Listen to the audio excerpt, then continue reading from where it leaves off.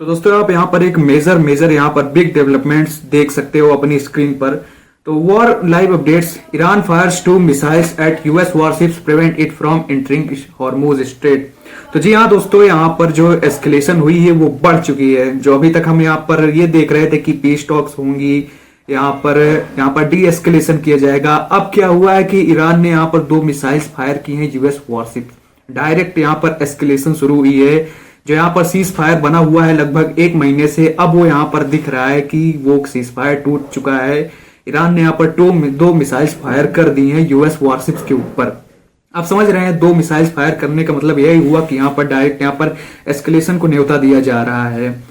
फिर क्या हुआ, बात यह है कि यूएस जो वॉरशिप्स थी वो स्टेट ऑफ हॉर्मुज में घुस रही थी। तो उसके बाद ईरान ने क्या किया, वहां पर मैसेज उनको जारी किया उनके लिए कि आप यहाँ पर स्टेट ऑफ हॉर्मुज में न घुसे अपनी वॉरशिप्स लेकर। फिर भी यूएसए ने उनकी बातों को सुना नहीं, अपनी वॉरशिप्स लेकर वो अंदर आगे बढ़ते रहे।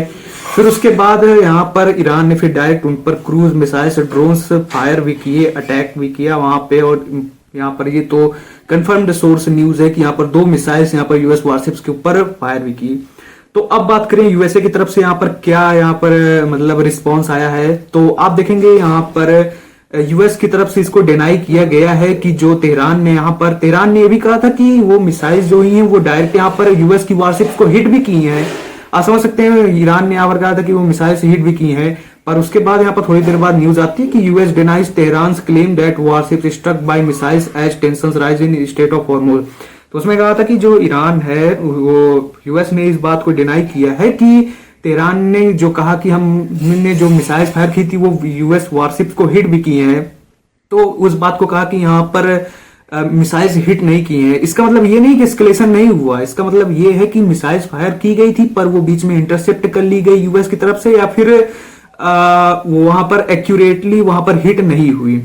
तो बात यहाँ पर ये बड़ी नहीं है कि यहाँ पर इंटरसेप्ट कर ली गई मिसाइल या फिर इधर उधर कहीं जाके गिर गई। बात ये है कि यहाँ पर जो वायलेशन हुआ है, यहाँ पर डी एस्केलेशन ना हो। जो अभी तक यहाँ पर सीज फायर बना हुआ था 1 महीने लगातार, क्योंकि पिछले महीने की 8 तारीख को शुरू हुआ था और आज 4 तारीख है, और आज 4 तारीख को यहाँ पर हम देख रहे हैं कि यहाँ पर फिर से एस्केलेशन शुरू हो गया है। 2 मिसाइल्स फायर की गई और ये ईरानियन मीडिया की तरफ से क्लेम आया कि वो मिसाइल्स यहाँ पर जो यूएस की वॉरशिप थी उसको हिट भी किए हैं। फिर यहाँ पर यूएस कहता है नहीं, वॉरशिप्स पे यहाँ पर मिसाइल्स नहीं लगी हैं, इधर उधर जहां भी हो गई हो मिसाइल्स।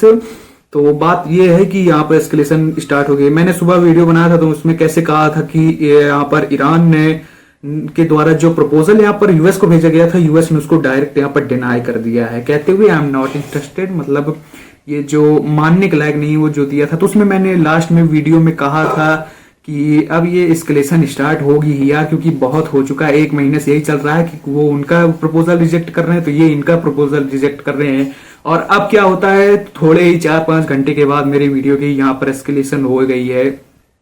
अब ये न्यूज है कि ईरान ने मिसाइल फायर कर दी है डायरेक्ट, यहाँ पर वॉर की फिर से यहाँ पर बिगनिंग हमें देखने को मिल रही है। अब यहाँ पर हम डिटेलिंग में बात करें आखिर हुआ क्या था। तो आज 4 मई 2026 को state of Hormuz Iran navy ने यूएस वॉरशिप्स को अप्रोच करते हुए डिटेक्ट किया। सबसे पहले उन्हें रेडियो वार्निंग्स दी गई, आगे बढ़ने से रोका जाने के लिए यहाँ पर रेडियो वार्निंग्स दी गई। जब यूएस शिप ने मूवमेंट कंटिन्यू किया तब ईरान ने एस्केलेशन दिखाते हुए क्रूज मिसाइल्स, कॉम्बैट ड्रोन्स और रॉकेट फायर किए। आप फिर से समझ सकते हैं कि जो ईरान है उसने कहा था पहले कि जो अगर स्टेट ऑफ हॉर्मुज में फॉरेन नेवीज अगर घुसेंगी तो हम उसे एस्केलेशन मानेंगे। फिर यूएस ने वही किया, अपनी जो वॉरशिप्स लेकर वो स्टेट ऑफ हॉर्मुज में जा रहा था, फिर वहां पर ईरान ने मिसाइल्स फायर कर दिए। तो अब ईरान ने कहा क्या, ईरान ने अपनी एक्शन को जस्टिफाई करते हुए कहा कि स्टेट ऑफ हॉर्मुज उनके कंट्रोल जोन में आता है और कोई भी फॉरेन मिलिट्री मूवमेंट बिना परमिशन के वायलेशन माना जाएगा। फिर उन्होंने ये क्लेम किया कि यूएस वॉरशिप्स का आना सीजफायर का उल्लंघन है। तो उन्होंने कहा कि पहले यहाँ पर यूएस ने जो अपनी शिप्स लेकर आई उन्होंने यहाँ पर सीजफायर का उल्लंघन किया है, जिसके बाद उन्होंने मिसाइल्स यहाँ पर फायर की। ईरान के ऑफिशियल स्टांस यही रहा है कि मिसाइल और ड्रोन सिर्फ वार्निंग के लिए किए गए हैं। अब ये वार्निंग क्या है भैया, आप किसी को गोली मार दो फिर कहो कि ये हम आपको वार्निंग दे रहे थे, तो ऐसा नहीं होता है। भले ही ये डायलॉग बाजी की जाती है पर ऐसा नहीं होता। आपने जो किया है ये एस्केलेशन है। अब साथ ही उन्होंने क्लियर वार्निंग दी कि अगर कोई फॉरेन नेवी फ्यूचर में भी एंट्री करेगी तो उसे स्ट्रांग रिस्पॉन्स दिया जाएगा। साथ में यहाँ पर ये एस्केलेशन करते हुए ईरान के द्वारा ये भी कहा गया कि अगर और कोई भी देश की नेवी अगर यहाँ पर स्ट्रेट ऑफ हॉर्मुज घुसेगी तो उसके भी यहाँ पर रिस्पॉन्स किया जाएगा।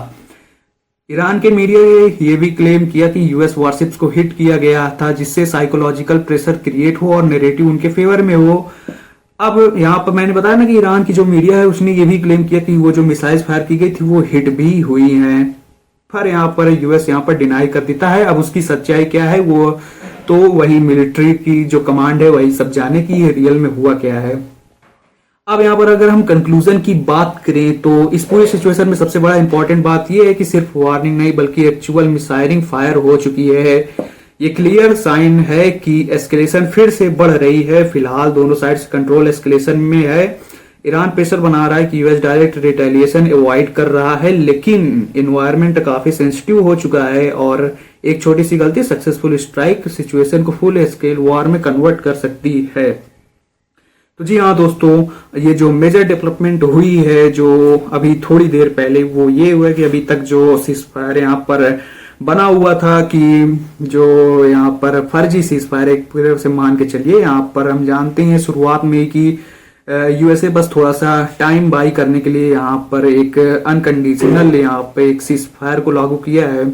और अब क्या देख रहे हैं, उसी सीजफायर के दौरान हमने कितनी बार यहाँ पर न्यूज सुनी कि यूएसए जो है वो अपने वॉरशिप्स को रिलोड कर रहा है वेपन से। और मैंने एक वीडियो बनाया था कि जो तीसरा एयरक्राफ्ट कैरियर है जॉर्ज एच.डब्ल्यू. बुश वो पहुंच चुका है। फिर उसके बाद सीजफायर में अगर आपको यहाँ पर पीस टॉक करनी है तो इतनी मिसाइल्स रिलोडिंग यहाँ पर शिप्स और आर्मी मिलिट्री की तैनाती करना, ये कहाँ से पीस की तैयारी है।